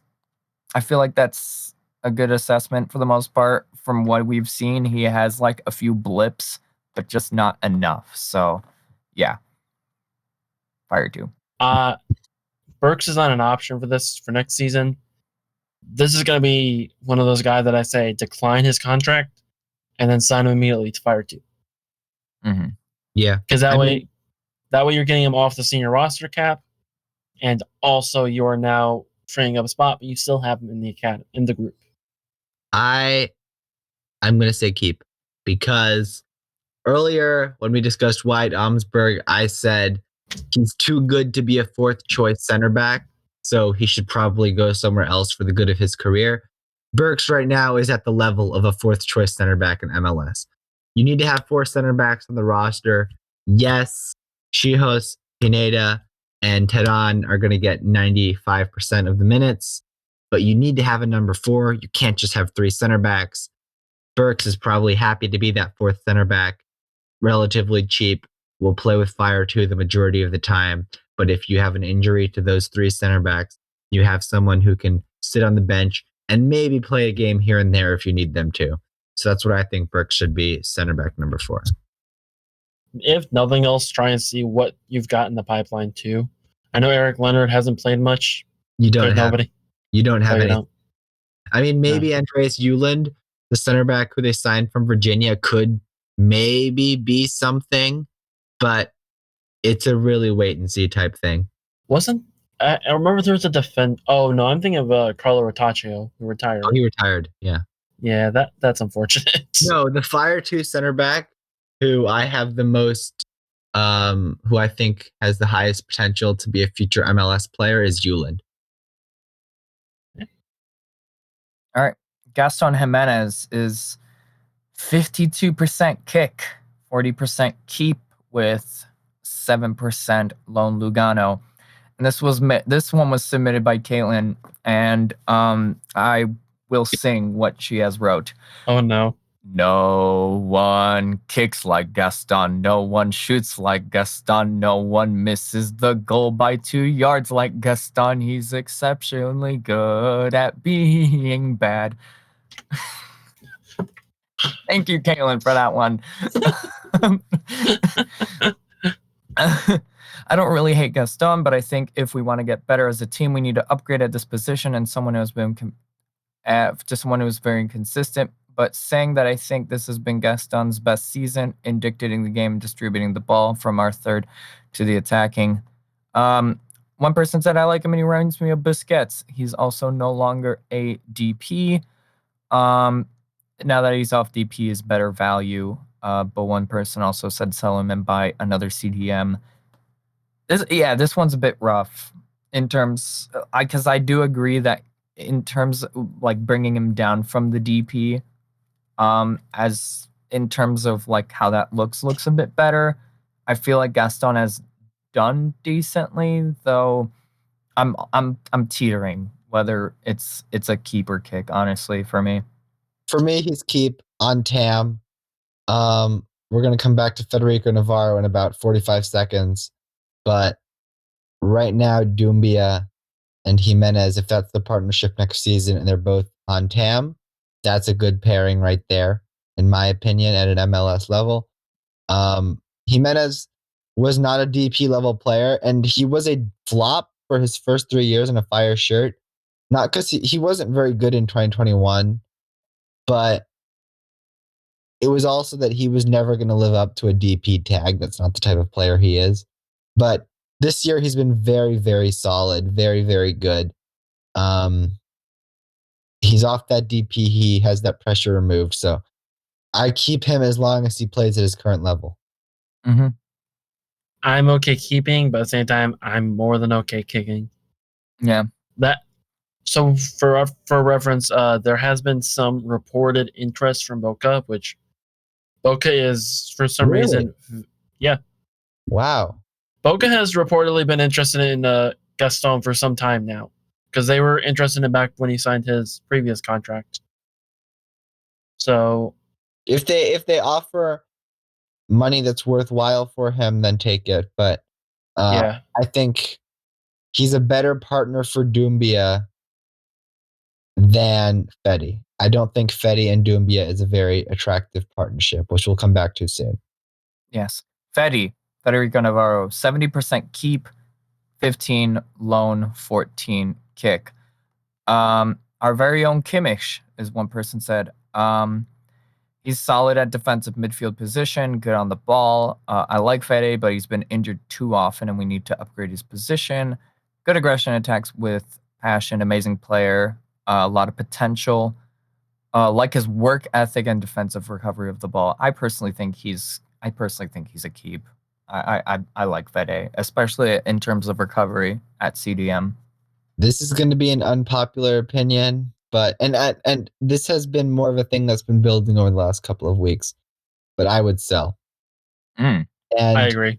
And coming into the season, I thought Navarro was maybe the best player on the team, or if not, like right up there as one of the most important and most essential players. The reality is he came in 2021, age 21, was a godsend, was exactly what the team needed, was the perfect defensive midfielder to complement Gaston Jimenez. The reality is he hasn't gotten very much better since then. He hasn't improved significantly in the way that we'd hoped. He hasn't become a guy who is on every European team's radar like we thought he was going to be. The reality is Doumbia is a better version of him based on the limited sample size.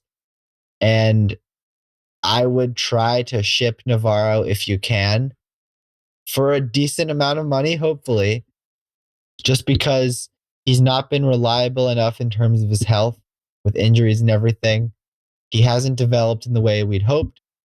And I don't know how high his upside really is at this point. And I would go out and, like I said before with Gaston, if possible, I would make Doumbia and Gaston the central midfield pairing, hopefully both of them on allocation money, and go out and sign a defensive midfield backup who's young from South America, like 20 years old, to be what Fetty was 2 years ago, but hopefully someone is going to develop a bit more.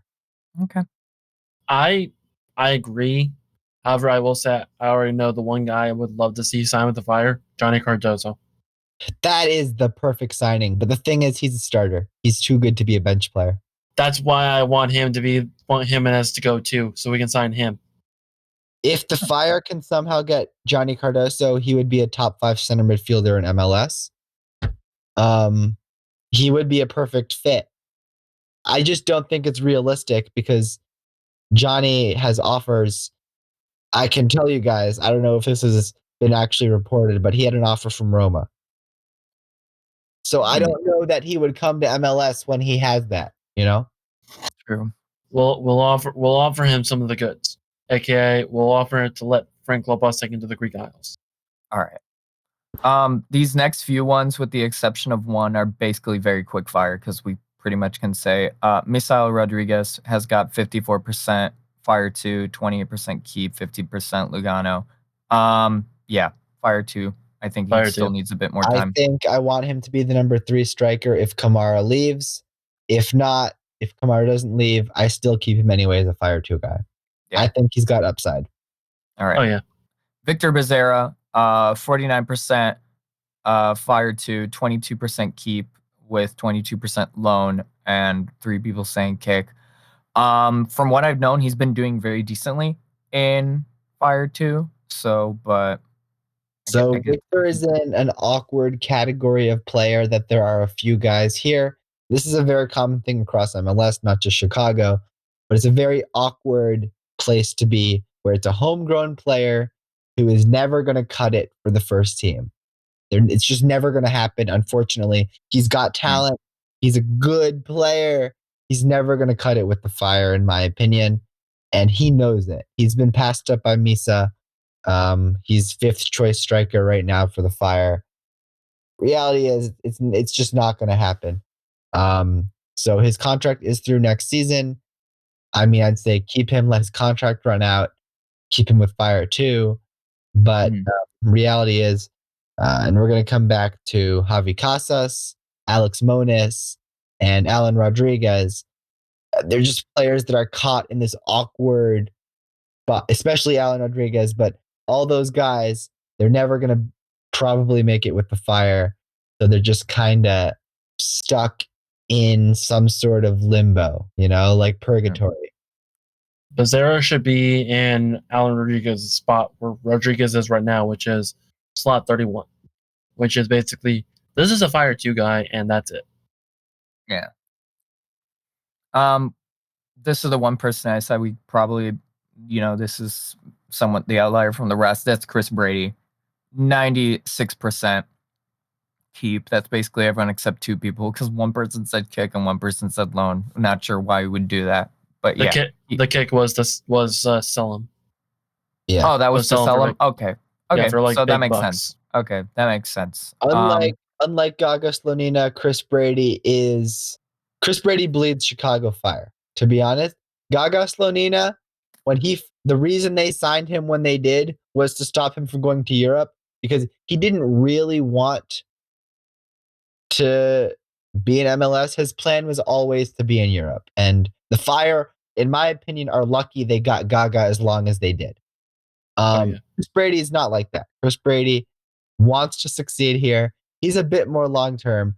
The career path I see for Brady is he stays with the Fire, is the number one through 2026, because I think that succeeding in MLS and being the best goalkeeper in the league gives him the best possible chance of making the 2026 World Cup roster as a backup. And then after that, maybe 2027 offseason, you sell him on to Europe. But I think this guy has several more years to give in a Fire shirt. And I think that's awesome, because he is, like I've said time and time again, just as talented as Gaga, maybe better. Yeah, amen. I said to that. Now the question is, does he shave his head? Sergio Ariel, Keep. 61% said Fire 2, 22% keep. He should be getting more minutes, to be honest. He's a tremendous talent. He's not developed physically maybe the way we'd hoped, but one day he will be a Fire first team player. He's going to be a guy who, honestly, I could see being not quite a Pineda, who is a starter every single game and a club captain, but a guy who could be a long-term Fire player if he can reach his potential. Maybe even a sell on to Europe at some point if he develops the way I'm hoping he does. But he's a tremendous talent, too good to let go. And you keep him with Fire 2 until he's ready for the first team, which hopefully should be very, very soon. He's the guy you want as like the fourth or fifth string center mid, right? He's the best player on Fire 2. Let's put it that way. He's the most talented and best player on Fire 2. He doesn't have the physical traits to translate to MLS yet. Keyword yet. But hopefully soon he'll be able to make that jump. Justin Reynolds, 70% Fire 2, 12% loan/keep, with 3 people saying kick. Keep, because I think he'll develop into a backup level player. He's never going to be a starter. He's never going to be a national team player or anything like that. Keep, because he is one day going to be a solid second or third string fullback. And that's as simple as it is. I was shocked, honestly, when they signed him to home. Do you know why they signed him immediately to homegrown over anyone else? I actually have no idea why. I think it might have. I don't know. Actually, I don't have a good answer for you. Maybe Andre just said, "Hey, can you sign him?" And then they promptly decided to not renew Andre's contract before Justin officially joined the first team. Weird. All right. Javier Casas is 64% fire 2, 15 keep, 14 loan. Decline then fire 2. I think he's better than he gets credit for. Like when he played in MLS at the beginning of this season for Ezra, he actually wasn't bad. Like when he came in against Philly, he was not bad at all. When he came in against Inter Miami, I want to say it was week 3 or 4. Guys, he set up the winning goal. People don't remember this. Javi Casas set up the winning goal against Miami earlier this year. Yeah. He had the secondary assist. Yep, exactly. It was Casas to Guti to Kai Kamara. Yet, Casas hasn't seen the field at all this season, pretty much since Klopas took. I don't think he has a single minute since Klopas took over. So unfortunately for Javi, the reality is he's not going to get his contract renewed. If that happens, I really hope for his sake he gets a Fire 2 contract so he gets to stick around. Unfortunately for Javi, I do not think he is going to have a career in a Fire shirt, which sucks because he took his opportunities. He did what he had to do when he got on the field, yet he hasn't been rewarded. Javi hasn't even played that much. Has he played a lot for Fire 2 even? Injured recently. Last couple of weeks, he has been injured. That's why he hasn't played for Fire 2. But okay, because Orhel was injured and then it went to Casas. And even when he was healthy, Sergio and Javi, even when they were both healthy, they weren't getting any first team minutes for Frank. Oh, yeah. Alex Monis, to top this off, got 50% Fire 2, 22% keep, 15% loan, 10% kick. He took his opportunity. He got 2 minutes in the entirety of last season and scored a goal. And he was rewarded with making the bench this year and getting one MLS appearance for 10 minutes. Unfortunately, he played pretty bad in that one appearance. I love Alex Monis. I think he's an awesome dude. I think he's a decent little player, really hardworking. Love watching him play for Fire 2, and I wish him all the best. I just don't see a world in which his contract gets renewed by the Fire. So hopefully, like with Javi, it's the same exact thing. I just don't see a world in which they are going to stick around. It would be nice if they did. They probably won't. Probably give him a Fire 2 contract. At the same time, there aren't homegrown prospects coming up. There aren't any that are good enough to get homegrown contracts coming up. So it's not like there's a guy coming in to replace his role as a homegrown. So maybe that's justification for giving him an extra 2 years. But realistically, probably he's gone, sadly.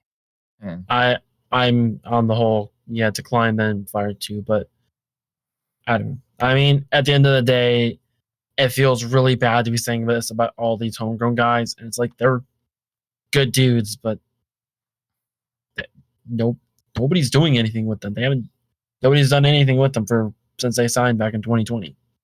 Yeah, and also Alan Rodriguez wasn't on the form, so yeah, I'm sorry, Alan. I'm just gonna quickly go over him really, really quickly.